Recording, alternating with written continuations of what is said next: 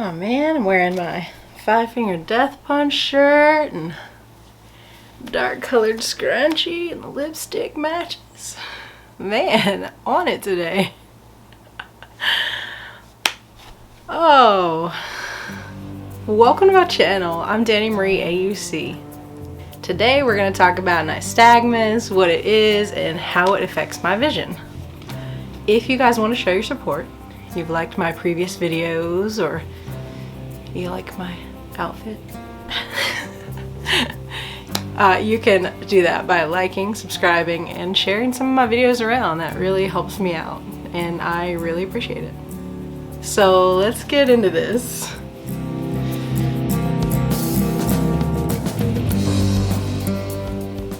So, nystagmus, however you want to say it, whatever, that's fine, is involuntary eye movements. It can be horizontal, side to side, vertical, up and down, or even in a circle, which is called rotary nystagmus. Pretty fascinating. My nystagmus is congenital, meaning I was born with it, and I was born with it because of my albinism. But you can also acquire nystagmus later in life, and it's just labeled acquired nystagmus. So aside from albinism, other conditions that can cause nystagmus include optic nerve hypoplasia, aniridia, Leber's congenital amaurosis, congenital cataracts, severe refractive errors, and more. Acquired nystagmus can result from stroke, head injury, inner ear issues, vitamin deficiencies, certain medications, and other things. It can also be caused by alcohol and sedative intoxication. Nystagmus itself can cause several symptoms, including light sensitivity, vision problems, trouble seeing in the dark, dizziness, other vision issues. It can also cause that sensation that the world is shaking. So that sensation sounds particularly scary, but does not occur generally in people who are born with nystagmus. In those who are born with nystagmus, the brain is able to compensate for all of that extra eye movement, and it's almost as if it's not even happening. I mean, of course it is, and we're going to talk about some of the things that can result from the fact that nystagmus is occurring, but those who are born with it don't generally feel like the world is shaking. Now, if you are someone, or you know someone who has developed it later in life, they generally do experience that feeling like the world is shaking, and I imagine that is pretty jarring, honestly. Because I mean, your brain's been used to your eyes working right all this time, and then suddenly your eyes are like, what? Freaking out, shaking back and forth, and your brain just cannot keep up. I mean, the brain is a magical thing, but it takes time to adapt. It takes time to adjust and sort of rework itself. So, what symptoms do I deal with? The first and biggest one, and the one I've heard the most people really mention, is eye strain. So your eye muscles are literally doing all this extra unnecessary work, going back and forth, up and down, whatever nystagmus movement you might have, and they get tired. The muscles get tired. So the more I do focus work, say on the computer or reading, or even watching something just intently, like for me, editing my videos or doing some Photoshop work, those can really tire out my eyes, and there's a real struggle. So in the end, my eyes will literally feel tired. And for someone who hasn't really experienced it, it's a little weird to explain, but like any muscle, I mean, the eye muscles also get tired, and I literally just need to close my eyes and take a break. Sometimes I have had eye strain so bad that I do literally need to go to sleep and take a nap. It's sort of like the same feeling with migraines. If you get a migraine, sometimes nothing seems to help and you just need to go sleep. The next symptom I really experience often is trouble focusing on moving things. So things that are moving really fast can be difficult. I definitely struggle to see anything like baseball, football sometimes, even just can't keep up with that. And that particular incident may be a combination of some of my other visual acuity issues and things. But one thing I do struggle with is reading in the car. So you got the car that's moving, which in turn is moving my reading materials around, and I've got my eyes that are shaking, trying to keep up and compensate for this reading material that's moving around, and really it just ends up being a struggle. Now, I do read in the car. I do have to have a larger print. So if I'm trying to read something small that normally I might be able to squint at and read when I'm, say, at home or somewhere in comfortable lighting, I may struggle with that or just not be able to do it in the car. I do read on my phone sometimes as well in the car with the print blown up pretty large. And I also can check my messages and read map directions and things like that. So it's not something that's impossible, it's just a little more challenging than it normally would be for me. The next symptom that I deal with, and many others with nystagmus deal with, is a head tilt or head turn. So with nystagmus, there is something called a null point, and the null point is the point at which a person with nystagmus can be looking and their nystagmus will slow down. So I have known about this honestly for years. I've known that there was a such thing as a null point and kind of what it was. But recently when I went to the optometrist to get my transition lenses, I really had a revelation, because this optometrist I saw was the first person to ever point out to me where my null point was.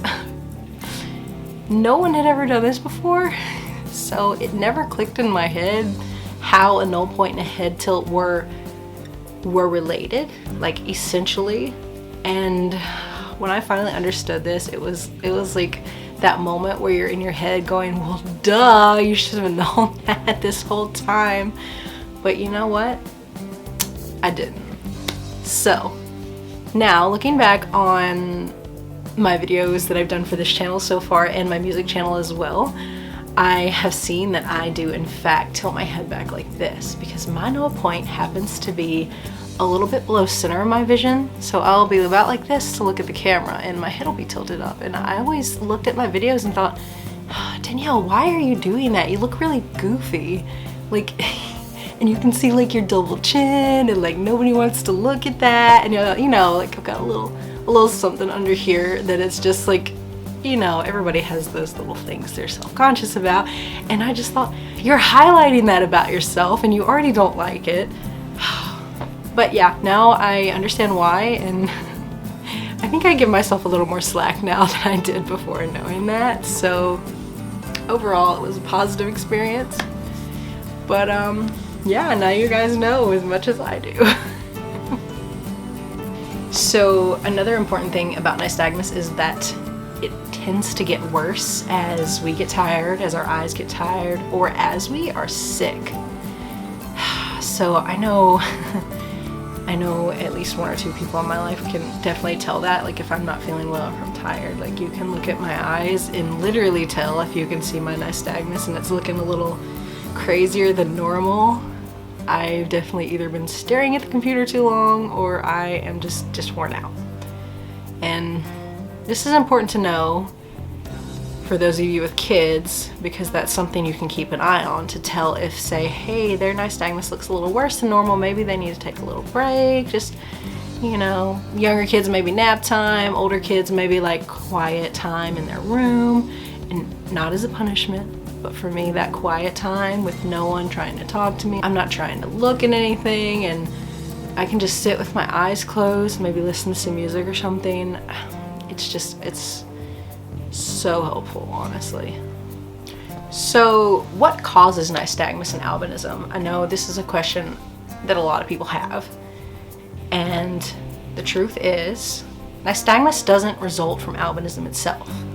Nystagmus is caused because of the severe refractive errors that we have and the optic nerve hypoplasia that we have, meaning the fact that the optic nerve is underdeveloped and the fact that we have a severe refractive error generally.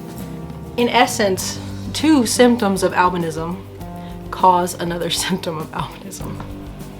I know, it's a little crazy, but that's the truth of it, straight from the expert's mouth. And if you want to know my sources, you can definitely go check out my articles on albinism up close about the NOAA conference that I just attended virtually. Also, for more general information on albinism and the other eye conditions that come along with it, check out my website, Albinism Up Close, or check out my previous video called What is Albinism and What Do I See?, where I go into great detail what my personal vision is like, and I talk about a lot of the other symptoms of albinism. I will link that below, and I will put that video in a card over here to the right. So, another big question everyone asks, is there a cure or treatment for nystagmus? For those of us who are born with nystagmus, there is no cure for it. There are some treatments that can improve nystagmus or improve nystagmus symptoms though. The first and most extreme procedure that you can have done is actually a surgery.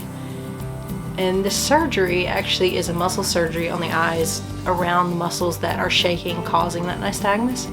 And it basically seeks to shift your eyes so that your null point is more central in your vision, as opposed to maybe like mine is below central, or some people's is off to the right or left or whatever, to reduce your head tilt. So it doesn't actually fix the nystagmus. It is an effort to improve a person's head tilt or head turn. So for those of you with children who you've seen have a pretty severe head turn, you might have to weigh the pros and cons, because it is an eye surgery and it may be more cosmetic than anything. Now, I know a lot of us do deal with neck strain and things like that, but that's not just from a head tilt or a head turn.